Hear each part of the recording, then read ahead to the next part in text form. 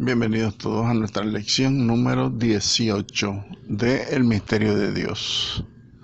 Adoremos al Señor. Dios mío, Trinidad a quien adoro, la Iglesia nos sumerge en tu misterio. Te confesamos y te bendecimos, Señor Dios nuestro. Como un río en el mar de tu grandeza, el tiempo desemboca en el hoy eterno. Lo pequeño se anega en lo infinito, Señor Dios nuestro. Oh palabra del Padre, te escuchamos. Oh Padre, mira el rostro de tu verbo. Oh Espíritu de amor, ven a nosotros, Señor Dios nuestro. Dios mío, Trinidad a quien adoro, haced de nuestras almas vuestro cielo. Llevadnos al lugar donde tú habitas, Señor Dios nuestro. Gloria al Padre, y al Hijo, y al Espíritu, fuente de gozo pleno y verdadero, al Creador del cielo y de la tierra, Señor Dios nuestro. Amén. Estábamos comentando en la lección anterior sobre el conocimiento de Dios, la ciencia de Dios, el entendimiento de Dios y que Dios conoce todo. Y decíamos que por la quinta demostración de la existencia de Dios que hace Santo Tomás de Aquino, que es por la finalidad y el orden del universo, llegamos a la conclusión de que Dios es una inteligencia directora suprema, o sea que Dios dirige todo lo que existe, el universo entero. En atención pues a esta quinta vía de Santo Tomás de Aquino.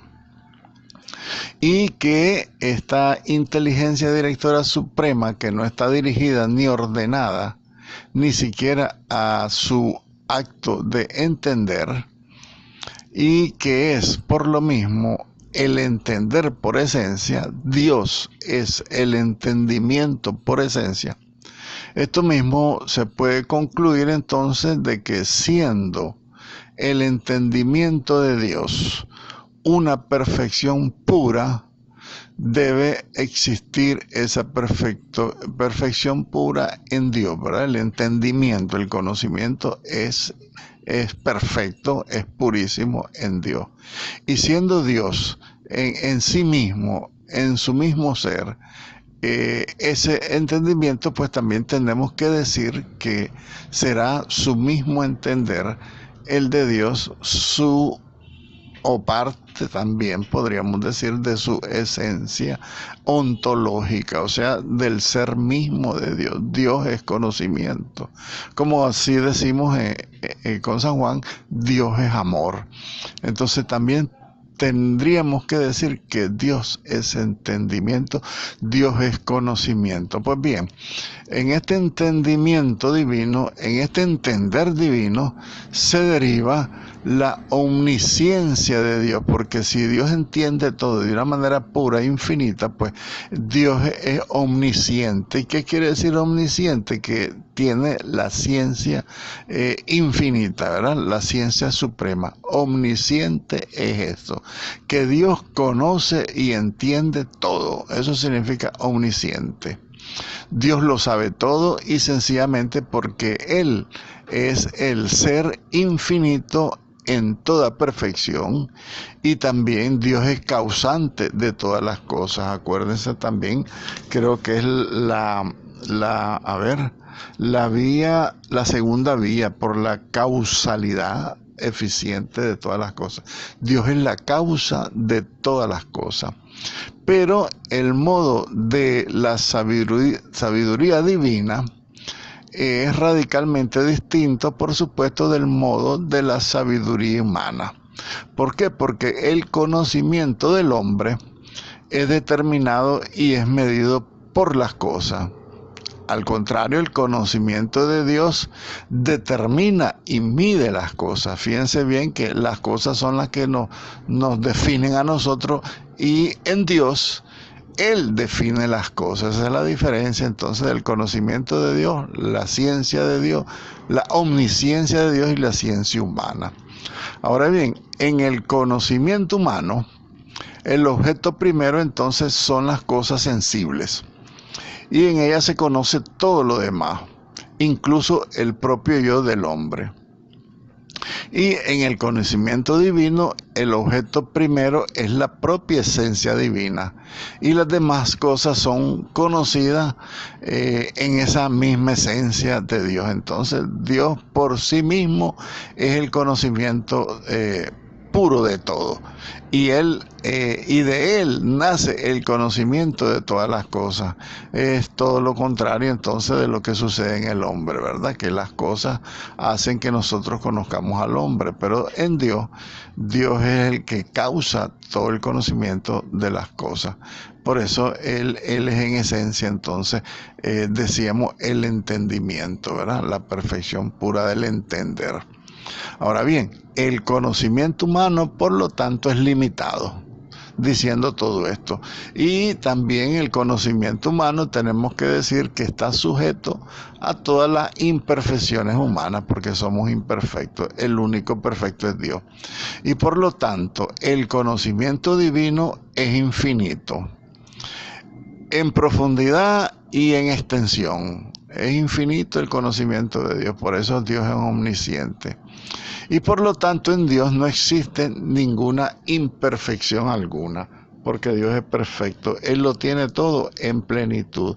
Él es la suprema fuente de la existencia de todos los seres. Es la causa, decíamos en la segunda vía, la causa eficiente de todo lo que existe. Muy bien, avancemos en la página 23 para los que se conectan con el texto. Al final habla de que otro elemento, pues, de la esencia de los mismos atributos operativos, recuerden que estamos hablando de los atributos operativos de Dios, o sea, de las acciones de Dios. Entonces tendríamos que reflexionar este otro elemento que dice que Dios quiere y Dios es libre. O sea, el querer de Dios y la libertad de Dios. De que Dios es inteligente se deduce, o sea, que Dios conoce todo. La palabra inteligente quiere decir que Él tiene la ciencia infinita, ¿verdad? Ahora bien, de que Dios entonces es inteligente se deduce que está dotado de voluntad y que es libre. Entonces, la misma ciencia de Dios hace que nosotros deduzcamos que Dios tiene una voluntad propia. Aunque se acuerdan que nosotros decimos que se haga tu voluntad, ¿verdad? En el Padre Nuestro. Entonces, la voluntad de Dios es el deseo de Dios. Y en eso, pues, también ejerce Él su propia libertad. Entonces, la voluntad y la libertad, en efecto, se convierten con la inteligencia. La voluntad y la libertad se implican una a otra, entonces se convierte con la inteligencia de tal manera que todo ser dotado de voluntad y de libertad es inteligente. Y todo ser inteligente está dotado de voluntad y es libre. ¿Ve? Entonces son las imágenes y semejanzas que tenemos en los seres humanos de Dios. Voluntad, libertad e inteligencia, ¿verdad?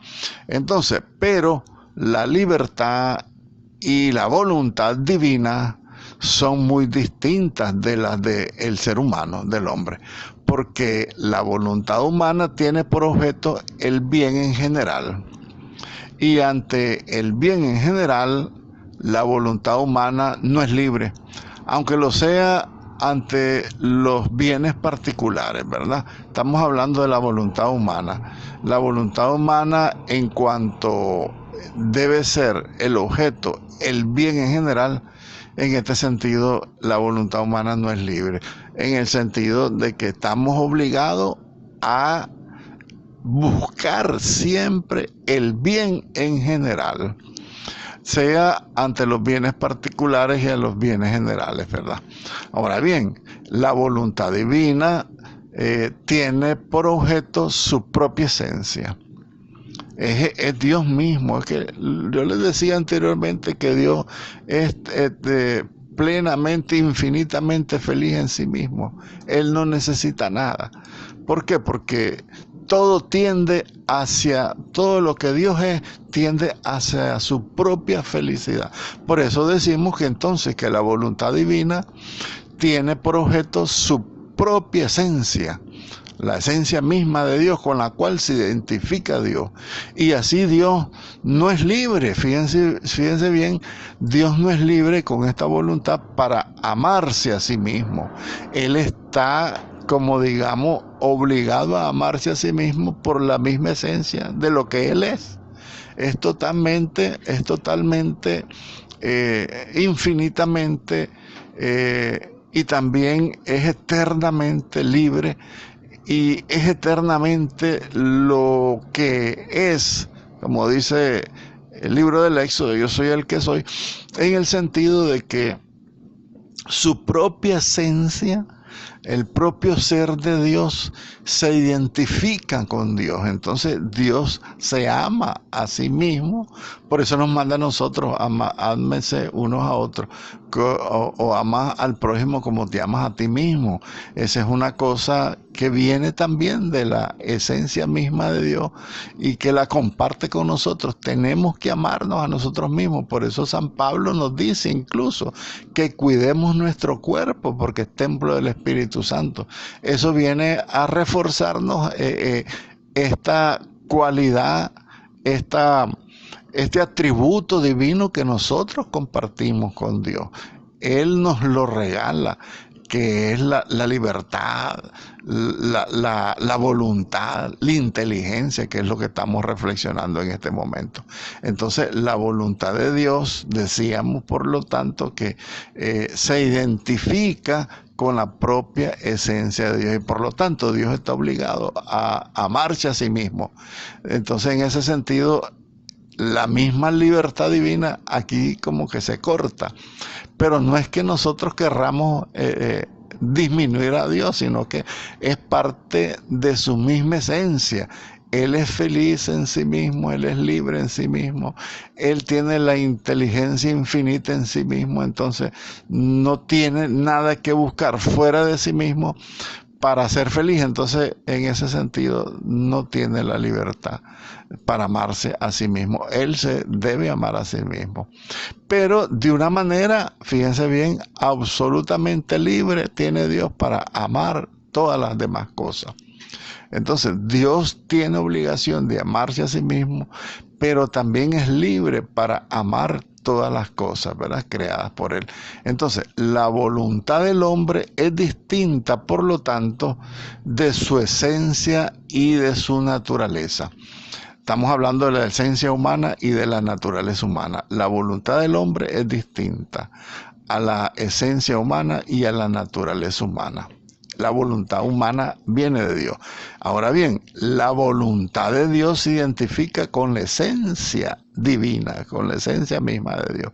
La voluntad humana, la voluntad divina es ontológica en Dios.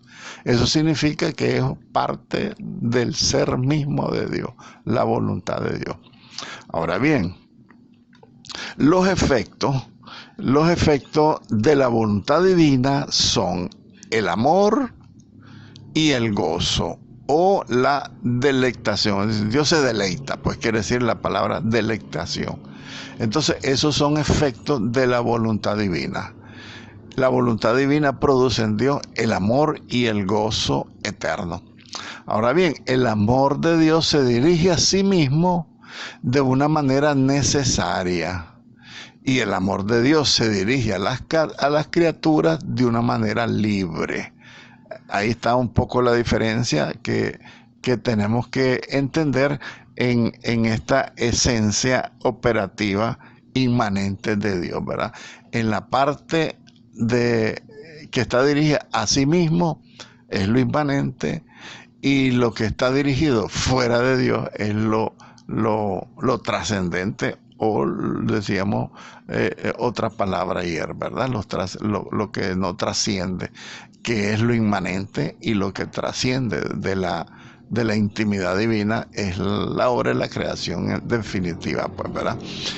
Muy bien, entonces, efectos de la voluntad divina son el amor y el gozo de Dios.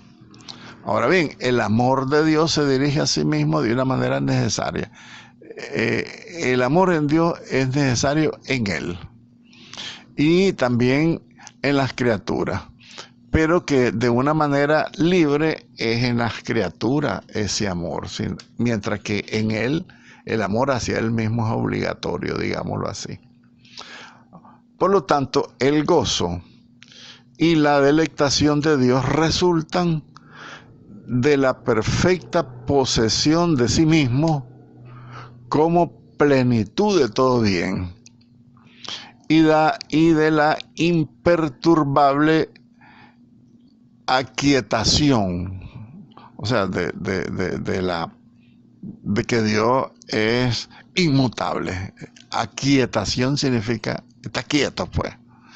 Quieto quiere decir inmutable, que Dios no cambia.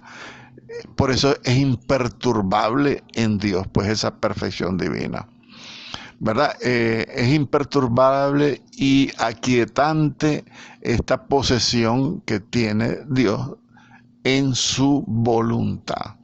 La voluntad divina, entonces, ¿qué son la voluntad divina? El amor y el gozo. Ahora bien, el amor hacia sí mismo es necesario y el amor hacia las criaturas que nos tiene Dios de una manera libre. Él nos ama porque Él lo quiere. Por eso el gozo y la felicidad de Dios resultan, pues, que es parte de la perfección que tiene Dios en sí mismo, de su posesión. Él se posee a sí mismo.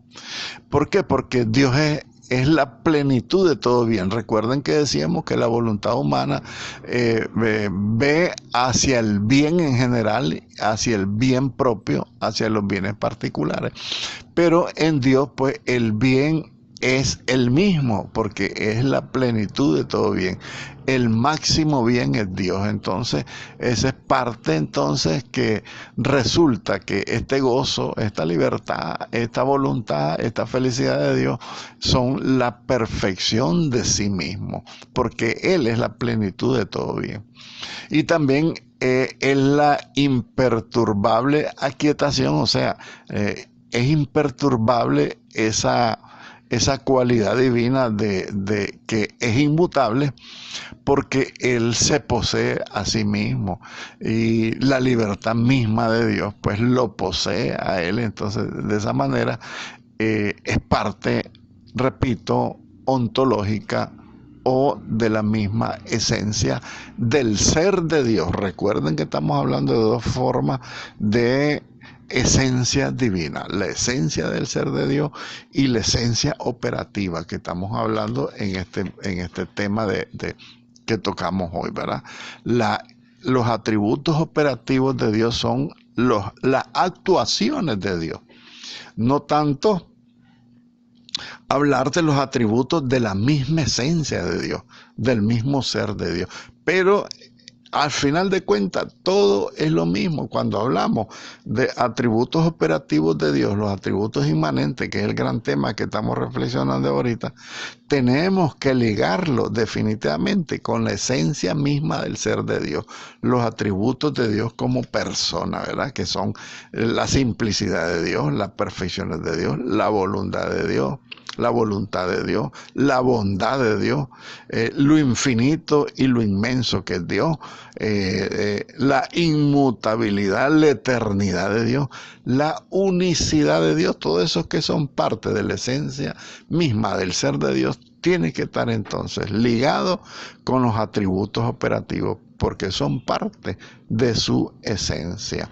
Por ejemplo, el amor, el entendimiento, el conocimiento, el querer de Dios, la libertad de Dios. Entonces, todos estos son elementos, pues, de la esencia misma de los atributos de Dios. Ahí lo tienen en el texto de una manera separada, pero nunca tenemos que desligarlo. Y nosotros lo separamos para que de alguna manera nosotros comprendamos entonces cómo es este ser de Dios, su esencia, sus atributos personales, digamos así, porque Él es persona, pero también de sus actos. Las operaciones inmanentes de Dios son sus actos. Muy bien, para finalizar este gran tema de los atributos operativos de Dios, vamos a ver entonces las virtudes que tiene la voluntad divina. ¿Cuáles son las virtudes de la voluntad divina? Pues la justicia, porque la justicia es una virtud que lleva a dar a cada cual lo que le es debido. Esa es la justicia. Según el diccionario, pues es la justicia. Y en Dios, pues, es en plenitud aplicable, por supuesto. Otra virtud de la voluntad divina es la misericordia. La misericordia en Dios es la inclinación de su voluntad a remediar la miseria ajena. Otra virtud de la voluntad divina es la liberalidad, o sea, la libertad divina. Y en esta liberalidad Dios tiene una tendencia a dar algo por pura bondad del que lo da. O sea, Dios es bueno, la bondad infinita. Y como es bondad infinita, tiene una libertad infinita. Entonces Él da por puro amor. Aquí viene esta reflexión teológica, filosófica, a hablarnos a nuestro propio ser, a nuestra propia conciencia. ¿Por qué? Porque nosotros siempre damos porque el otro es bueno, sino que Dios quiere que nosotros demos lo que podamos dar al prójimo porque queremos ser buenos como Dios, sin ver al otro, sin ver cuál es la condición del otro, sin condicionar nuestra entrega. Y eso es lo que pasa en Dios. A Dios, en Cristo Jesús su Hijo, lo estaban matando y Él estaba amando a sus verdugos. Él le decía a Dios, Padre, no le tomes en cuenta estos pecados, perdónalos, porque no saben lo que hacen. En esta palabra de la cruz, aquí se refleja esta total bondad infinita y esta infinita libertad de Dios, que Él quería dar por puro amor lo que da. Y lo da porque Él lo quiere dar, sin ver si merece o no merece la dádiva o la gracia el que la recibe, sino que Él lo da por puro amor. Por eso las virtudes divinas y de la voluntad divina, en este caso que estamos reflexionando, es inmensa la grandeza que tiene pues Dios en este sentido, y que nosotros tenemos que aprender. Nosotros ya tenemos la gracia para poder actuar de esa manera como Dios es, ser justos, ser misericordiosos, ser libres para amar. Sí, la libertad no es para hacer y para pecar lo que uno quiera, sino que es para amar. En ese sentido, nuestra libertad tiene límite. La libertad cristiana es para amar, no para hacer el mal. Pues bien, estas tres virtudes que tiene la voluntad divina, estas tres perfecciones de la voluntad divina, que no encierran en su concepto imperfección alguna, o sea, todos estos son elementos perfectos de la voluntad divina. Entonces tenemos que llegar a la conclusión de que la voluntad divina totalmente en sus perfecciones no encierra en su concepto ninguna imperfección, porque deben existir en Dios, ¿verdad? Y existen en Dios. Todas estas virtudes, todas estas perfecciones de la voluntad divina existen en Dios. Por eso no hay ninguna imperfección en estas virtudes de la voluntad divina. Dios es efectivamente justo. Dios es misericordioso y liberal, o sea, libre. Y como además todas las perfecciones deben estar en Dios, según el modo infinito, entonces Dios posee estas tres virtudes de una manera infinita. Dios es infinitamente bueno, Dios es infinitamente libre, porque es la libertad, la voluntad divina. es infinitamente, decía, justo, infinitamente misericordioso. Es infinitamente libre porque Él da con toda libertad sin mirar la maldad. Recuerden lo que dice el Evangelio, Dios hace llover sobre los buenos y sobre los malos, ¿verdad? Entonces, en ese sentido tenemos que entender que la misericordia es infinita, la justicia es infinita y la libertad de amar en Dios es infinita. Pero también debemos de tener claro que la justicia y la paz son las dos palabras sinónimas de justicia y misericordia. La justicia y la paz van de la mano. Son dos caras de una misma moneda. La justicia es justicia y la libertad es libertad. Y la misericordia es misericordia. Eso significa que nosotros tenemos que conocer verdaderamente a Dios. Porque la tendencia moderna es pensar solamente en la misericordia y en la bondad de Dios para seguir haciendo el mal. Dios me perdonará, Dios más adelante me confesaré. Ahora seguiré lo que dijo San Agustín. No sé si ustedes conocen un poco la vida de San Agustín, que deberíamos de conocerla. Con solo leer sus confesiones, yo creo que ahí lo conoceríamos un poco más. Decía San Agustín cuando era joven, yo me quiero bautizar, pero después cuando sea mayor, porque ahorita quiero pasar, decía San Agustín, el ardor de mi juventud. Eso significa pues que quería seguir pecando. Y eso es abusar, por supuesto, de estas dos grandes virtudes infinitas de la voluntad divina, porque la justicia divina que se aplica a la hora de nuestro juicio particular y se aplicará en el juicio final, ahí va a ser, como dice la Sagrada Escritura, el rechinar de dientes para los malos. Pero va a ser un momento de gloria para los buenos, ¿verdad? ¿Por qué razón? Porque dice el Apocalipsis, ese día, dice el Apocalipsis, levanten la cabeza porque es el día de su liberación. Los que actuamos haciendo el bien, porque recibiremos misericordia, como dice el Evangelio de San Mateo capítulo 5 en las bienaventuranzas. Dichosos los misericordiosos, porque alcanzarán misericordia. Entonces es importante la reflexión de estas virtudes que tienen grado de infinito en el ser o en la esencia o en los atributos operativos de Dios, ¿verdad? Que tenemos que vivirlo para poder alcanzarlos, ¿verdad? Con esto pues pasamos a otro tema. Esto está bellísimo, sí. En realidad yo me soñaba continuar con esta formación porque hasta yo mismo estoy aprendiendo. Mucho, no tienen idea cómo. Muy bien, avancemos en el tema. El tema número C, en la página 25 del folleto número 3, que se llama conceptos, los atributos de Dios. Vamos a ver un poco los conceptos. ¿Qué significa la palabra? Pues atributos de Dios, ¿verdad?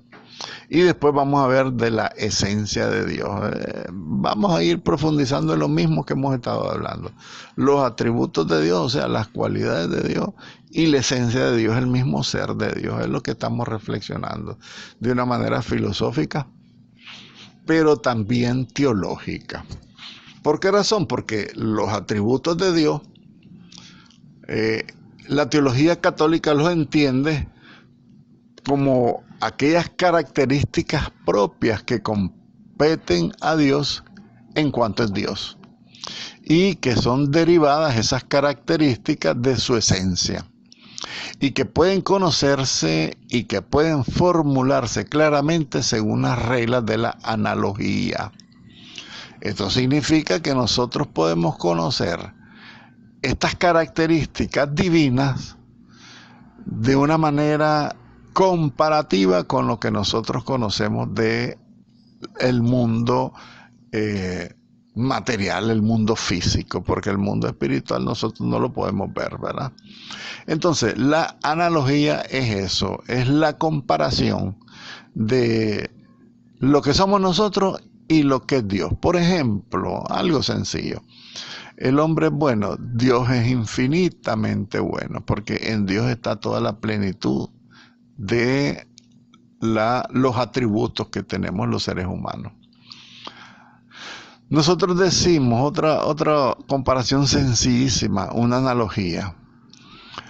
El ser humano es bonito. Dios es infinitamente bonito y lindo. Eso significa la palabra analogía, comparaciones. ¿Por qué? Porque Dios mismo no lo hemos visto. Entonces, a través del uso de la razón, que eso es filosofía, a través del entendimiento y la razón natural, nosotros podemos llegar a entender quién es Dios si nosotros usamos la técnica o la regla de la analogía. Ahora bien, la analogía contemporánea, cómo pensamos, cómo comparamos contemporáneamente, sobre todo a partir del teólogo Karl Rahner, se relaciona esta noción, o sea, este concepto de los atributos de Dios se relaciona con la de los modos libres de obrar de Dios, entendiendo con esto aquellas propiedades del ser de Dios que se nos manifiestan en la historia de la salvación. Nosotros, a través entonces de la misma revelación, que la revelación, o sea, en la Sagrada Escritura, es la manifestación de la historia de la salvación, que es Dios mismo, que interviene en la vida humana, eso es la historia de la salvación. Entonces, en ese sentido, nosotros podemos entender esas propiedades de Dios porque las descubrimos en todas esas manifestaciones que Dios mismo ha hecho en la historia de la salvación, comenzando con el pueblo de Israel, por supuesto que con ellos inicia, ¿verdad? ¿En qué momento inicia la historia de la salvación? Ustedes se han preguntado. Inicia con Abraham. Si bien es cierto, en el libro del Génesis ya hay un anuncio salvífico en el mismo momento de la caída del hombre, de Adán y Eva en el pecado. Ahí está el primer evangelio, el protoevangelio. Entonces ahí está el primer anuncio de redención, y esa historia redentora de Dios inicia con Abraham, con el llamado de Abraham. Ustedes saben, en el capítulo 11 del libro del Génesis. Ahí comienza, capítulo 11 del libro del Génesis.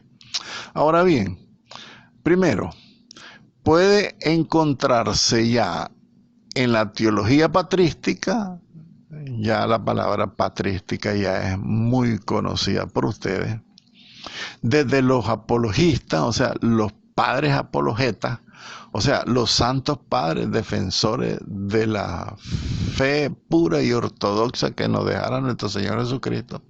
Entonces, a partir ya de la teología patrística, apologística, ya encontramos una doctrina incipiente de los atributos divinos, sobre todo a través de los conceptos negativos, ¿verdad? ¿Qué cosas son los conceptos negativos? Son decir que Dios no es creado, ¿verdad? Decimos es increado. Esos son conceptos negativos porque llevan una palabra no antes del concepto, ¿verdad? Por eso se dicen conceptos negativos, pero no es que sean negativos o contrarios a Dios, sino que son, según la gramática, son de una manera de entender lo positivo, mencionando conceptos negativos. Entonces, los atributos de Dios ya se encuentran en la patrística, o sea, en los primeros siglos del cristianismo, definitivamente, en estos conceptos que los padres definían, ¿verdad? Que decían, Dios es increado, Dios es inespacial, o sea, omnisciente, quiere decir que está en todos lados, increado, que no es creado, es incomprensible porque no lo podemos comprender, es impasible porque no puede sufrir Dios, sin embargo Dios sufrió en su Hijo Jesucristo. Entonces, todos estos conceptos increado, inespacial, incomprensible, impasible, son conceptos ya que la teología patrística nos deja como doctrina incipiente, o sea, una doctrina naciente sobre los atributos divinos, que es lo que estamos tratando de definir como concepto. ¿Qué significa atributos divinos? En un concepto gramatical, digámoslo así. Y teológico, por supuesto, porque tenemos que recurrir a la teología y a la filosofía para deducir el concepto, que qué significa los atributos divinos.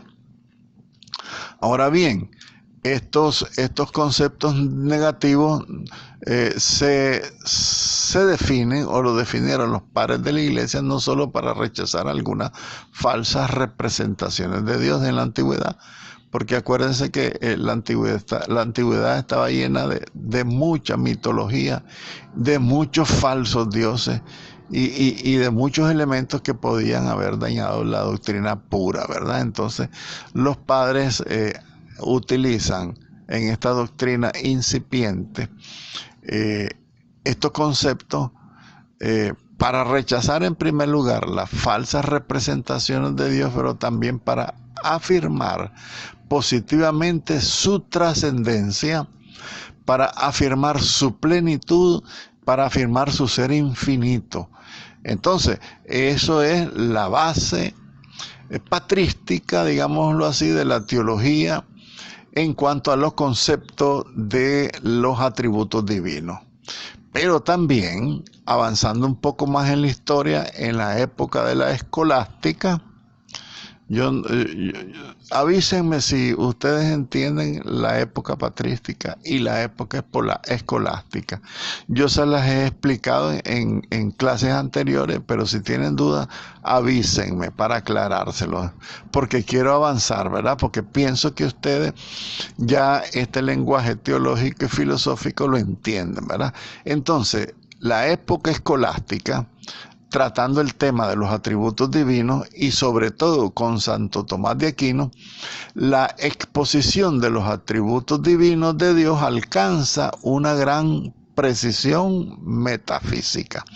Esto quiere decir que con la sabiduría divina de Santo Tomás de Aquino, porque fue inspirado por el Espíritu Santo, por supuesto, es el gran teólogo universal y de todos los tiempos, que el mismo Concilio Vaticano II lo refiere en toda su doctrina. Fíjense que el Concilio Vaticano II, que es la iglesia modernísima, toma a Santo Tomás de Aquino para definir y defender todos los temas teológicos doctrinales y manda a todos los teólogos a que conozcan a Santo Tomás de Aquino, porque es como la fuente de la más pura y ortodoxa de la doctrina que tiene la iglesia católica, ¿verdad? Entonces, la escolástica con Santo Tomás de Aquino entonces expone los atributos divinos de una precisión increíble, metafísica, que trasciende lo físico. Ahora bien, de la afirmación de Dios como acto puro de ser, Santo Tomás procede a la deducción de los atributos divinos, distinguiéndolo en quiesencia, ¿verdad? Y de una manera operativa, refiriéndose los primeros, la quiesencia, o sea, la esencia misma de Dios, refiriéndose en primer lugar de la esencia divina, y en lo segundo, los atributos operativos, pues refiriéndose al obrar de Dios. Y entre los primeros están la simplicidad de Dios, que ya lo dijimos en la clase anterior, la perfección de Dios, la bondad de Dios, la infinitud de Dios, la omnipresencia de Dios, la inmutabilidad de Dios, ¿verdad? Eso están entre los atributos de la quintesencia, digamos así, de Dios. Y de los atributos operativos de Dios encontramos la ciencia, la vida misma. Él es la vida, Él es el amor, Él es la justicia, Él es la misericordia, ¿verdad? Y esto lo dice Santo Tomás en la Suma Teológica, en en sus textos, pues de la quinta, el quinto capítulo, el quinto apartado, no sé qué será, porque yo tengo un libro de Santo Tomás de Aquino, pero todavía no logro entender cómo es que divide, ¿verdad?, su suma teológica. La cuestión 1, la cuestión 2, el capítulo 1, capítulo 5, en este sentido, o el libro número 5, ¿verdad? Entonces aquí Santo Tomás entonces hace una diferencia, ¿verdad?, de los atributos de Dios, los atributos de su esencia y los atributos de su acto operativo, digámoslo así, ¿verdad? Esta doctrina de Santo Tomás de Aquino y de la escolástica deja a salvo, por supuesto, la trascendencia y la incomprensibilidad del misterio de Dios, porque la trascendencia de Dios no se puede abarcar a través de definiciones, ¿verdad?, filosóficas, y también la infinitud del misterio divino, porque es totalmente incomprensible. Al final tendremos que decir, como lo hemos dicho siempre, que hemos conocido a Dios, pero de una manera muy superficial, aunque hayamos profundizado de alguna manera en estos misterios grandiosos y hermosos, infinitos de Dios, ¿verdad? Y fíjense ustedes que esta doctrina de los padres de la iglesia, de los padres apologetas, de la escolástica con Santo Tomás de Aquino, esto fue reafirmado por la iglesia en el concilio de Letrán, en primer lugar, en el cuarto concilio de Letrán en el 1215, y también es recogida por el Concilio Vaticano II, el Concilio Vaticano I del año 1870. Y decían estos dos concilios de Letrán y el Vaticano I, decían: creemos firmemente y confesamos abiertamente que uno solo es el verdadero Dios, eterno e inmenso, omnipotente, inmutable, incomprensible e inefable. Y esto lo define pues el magisterio de la iglesia en el Denzinger número 800 y en el Denzinger 3001, ¿verdad? También yo espero que ustedes ya conozcan el Denzinger, que es el magisterio de la iglesia recogido a través de toda la historia de la iglesia, desde el primer Papa Pedro. Segundo elemento de la concepción o del concepto de los atributos de Dios también es el redescubrimiento de la historia de la salvación y de la necesidad de rearticular la Trinidad económica y la Trinidad inmanente, ¿verdad?, que hizo pensar en el peligro de una concepción de los atributos de Dios demasiado abstracta y sin vinculación alguna, o sea, de una manera muy abstracta, ¿verdad?, al menos en parte con la revelación de Dios. Entonces nosotros no podemos apartar, para concluir un poco esta clase, no podemos apartar entonces en el redescubrimiento de la historia de la salvación lo que dice la tradición teológica de la iglesia con la revelación, o sea, con la Sagrada Escritura, porque eso está contenido definitivamente en la Sagrada Escritura, que es donde vamos a llegar al día de hoy. Gloria al Padre y al Hijo y al Espíritu Santo, como era en el principio, ahora y siempre, por los siglos de los siglos. Amén.